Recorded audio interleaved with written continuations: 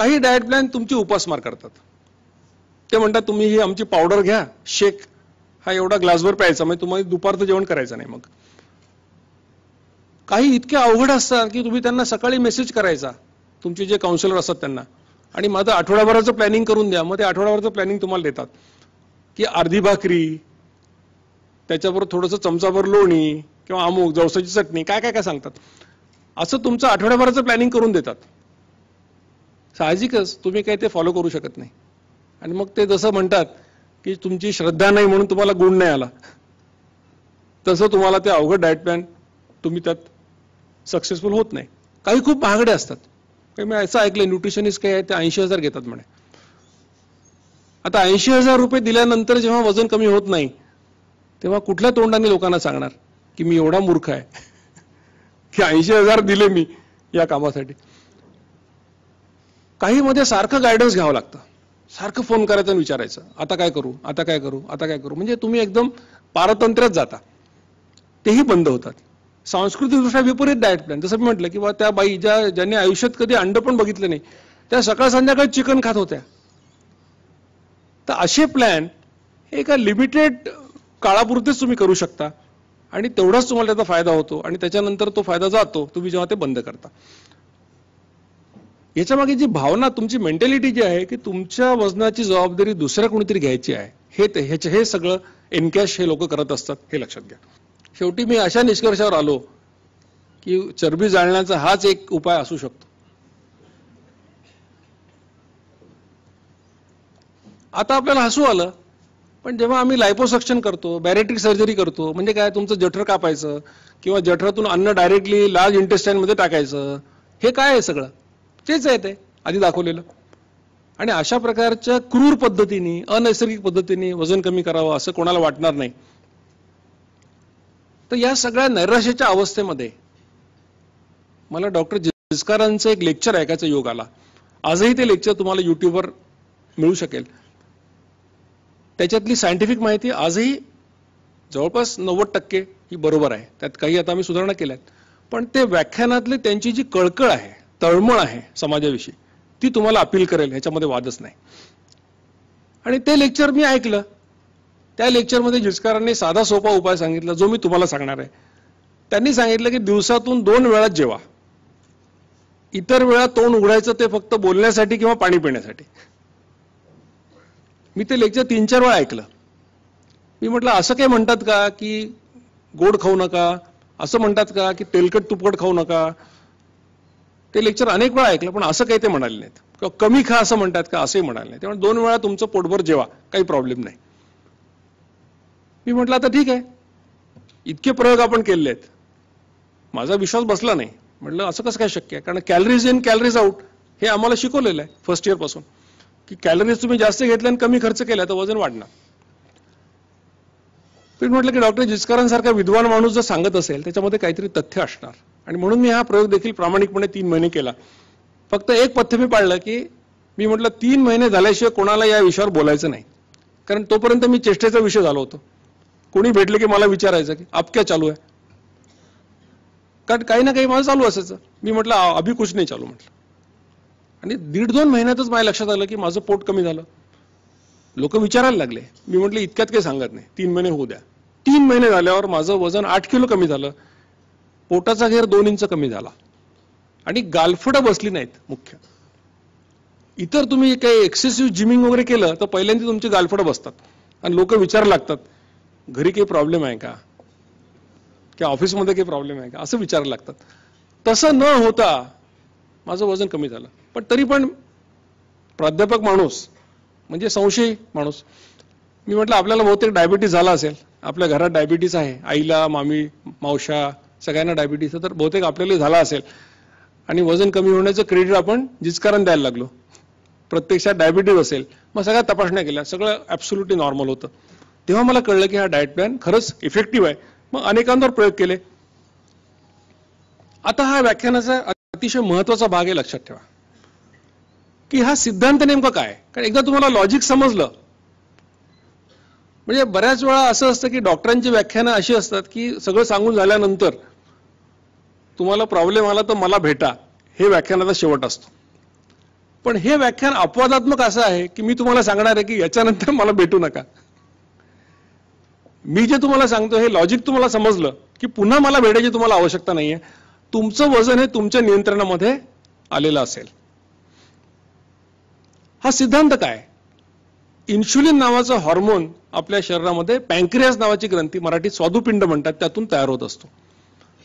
आणि जर तुमचं इन्शुलिन लेवल वाढली तर तुम्हाला लठ्ठपणा येतो आणि तुम्हाला कालांतराने डायबिटीस होऊ शकतो, असा हा सिद्धांत आहे. आता इन्शुलिन शरीरामध्ये दोन प्रकारे तयार होतं.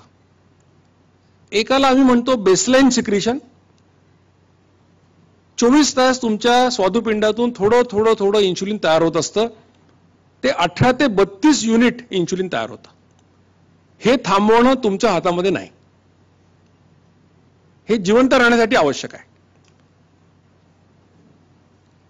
दुसऱ्या प्रकारे इन्शुलिन जे तयार होतं ते तुमच्या खाण्यामुळे तयार होतं. तुम्ही कुठलाही पदार्थ खाल्ला की इन्शुलिन तयार होतं.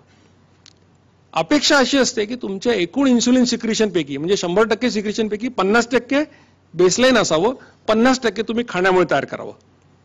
म्हणजे जर 18 ते 32 युनिट तुमचं बेसलाईन आहे तर 18 ते 32 युनिट तुम्ही खाण्यामुळे तयार करावं अशी अपेक्षा असते.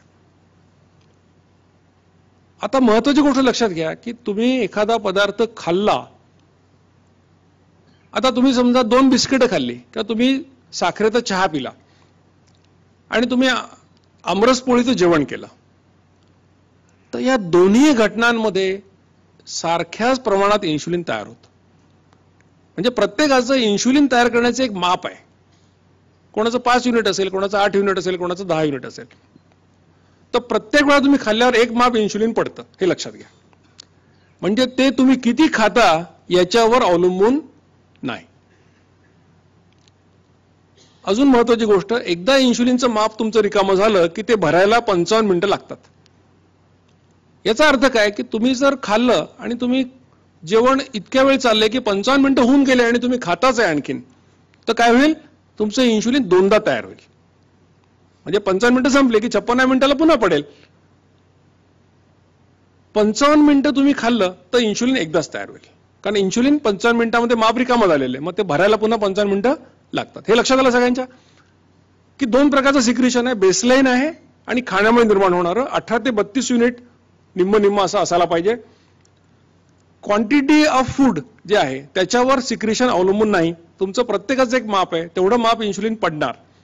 तुम्ही 2 बिस्किटं खाल्ली तरी तेवढंच आणि पूर्ण जेवण केलं तरी तेवढंच इन्शुलिन पडणार. एकदा इन्शुलिनचं माप रिकामं झालं की ते भरायला 55 मिनिटं लागतात. याचा संबंध आपल्या डाएट प्लॅनशी आहे. तर इन्शुलिन डायबेटॉलॉजिस्ट आहेत, ओबेसिटी एक्सपर्ट आहेत, ते म्हटलं इन्शुलिन काय घेऊन बसले, ग्रेलिन आहे, लेप्टिन आहे, अमुक आहे, तमुक आहे, खूप आहे. पण इन्शुलिन हा कॅप्टन आहे. इन्शुलिनला तुम्ही आटोक्यात आणलं की बाकीचे सगळे प्लेयर आपापले त्यांच्या रांगेमध्ये येतात.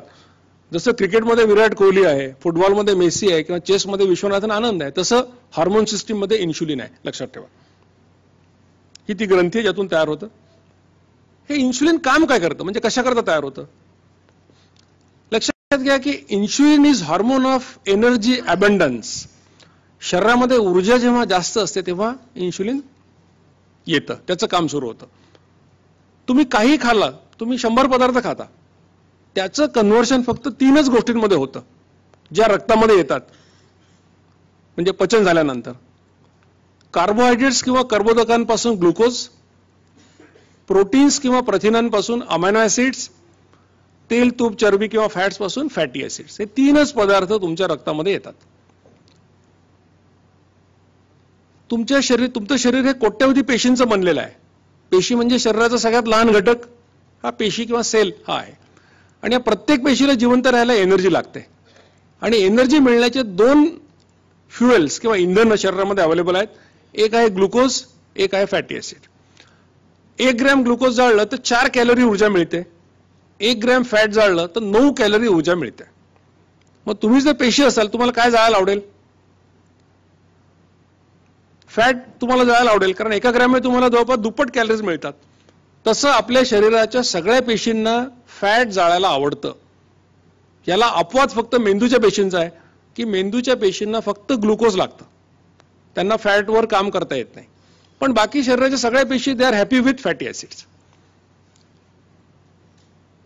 मग आता तुमच्या शरीरामध्ये तुमच्या रक्तामध्ये हे सगळं आलेलं आहे, तुम्ही खाल्लेलं आहे भरपूर, ग्लुकोज आहे, फॅटी ऍसिड आहे, अमायनो ऍसिड आहे. मग आता तुम्हाला असं वाटेल की रक्त पेशीपाशी गेलं की रक्तातून ग्लुकोज त्या पेशीमध्ये जाईल आणि पेशी त्या वापरतील. पण इतकं ते साधं सोपं नाही आहे, कारण प्रत्येक पेशीवर एक कुलूप लागलेलं आहे.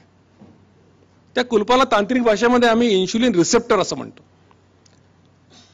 म्हणजे ग्लुकोज किती असली रक्तात तरी ती डायरेक्टली त्या पेशीत जाऊ शकत नाही. पहिल्यांदा ते इन्शुलिन रिसेप्टरचं कुलूप उघडावं लागेल आणि ते काम इन्शुलिन करतं. म्हणजे इन्शुलिनचं पहिलं काम आहे की पेशीचं ते कुलूप उघडायचं इन्शुलिन रिसेप्टरचं, मग पाठोपाठ ग्लुकोज आत शिरणार. म्हणजे जर पेशींना ग्लुकोज वापरायचं असेल तर इन्शुलिन आवश्यक आहे, हे लक्षात घ्या. मग पहिलं काम आहे की इन्शुलिनने काय केलं, ग्लुकोज पेशीमध्ये टाकलं. याला अपवाद पुन्हा मेंदूच्या पेशींचा आहे, त्यांना इन्शुलिनची आवश्यकता नाहीये ग्लुकोज घ्यायला, ते डायरेक्टली ब्लडमधून घेऊ शकतात. पण बाकीच्या सगळ्या शरीरातल्या पेशींना मात्र इन्शुलिन लागतं. पहिलं काम काय की ग्लुकोज पेशीमध्ये टाकणे. आता अजून ग्लुकोज शिल्लक आहे रक्तामध्ये, त्याचं काय करायचं? खिशात पैसे जास्त झाले, आपण काय करतो, कपाटात ठेवतो. तसं ग्लुकोजचं रूपांतर ग्लायकोजन नावाच्या पदार्थामध्ये होतं. यकृतामध्ये 100 ग्रॅम, लिव्हरमध्ये 100 ग्रॅम आणि स्नायूंमध्ये 400 ग्रॅम असं ते साठवून ठेवलं जातं. हे काय आपलं की गरज पडली तर ते वापरता येतं. जसं यकृतामधलं 100 ग्रॅम तुम्ही ब्रेकडाऊन केलं, त्यातून ग्लुकोज येते आणि 400 कॅलरी ऊर्जा तुम्हाला मिळते. सामान्यपणे आपल्याला दिवसाला 2000 कॅलरीज ऊर्जा लागते बऱ्याच लोकांना. तर 400 कॅलरी म्हणजे तुमचं 4-5 तासाचं काम त्याच्यामध्ये होऊ शकतं. इमर्जन्सीच्या वेळेला ते वापरता येतं. आता अजून तुम्ही ग्लुकोज तुमच्या रक्तामध्ये आहे, म्हणजे आधी पेशीने वापरली, मग ग्लायकोजनमध्ये कन्व्हर्शन झालं तरी उरली, तर काय करायचं? त्याचं रूपांतर तुमच्या लिव्हरमध्ये फॅटी ऍसिडमध्ये होतं.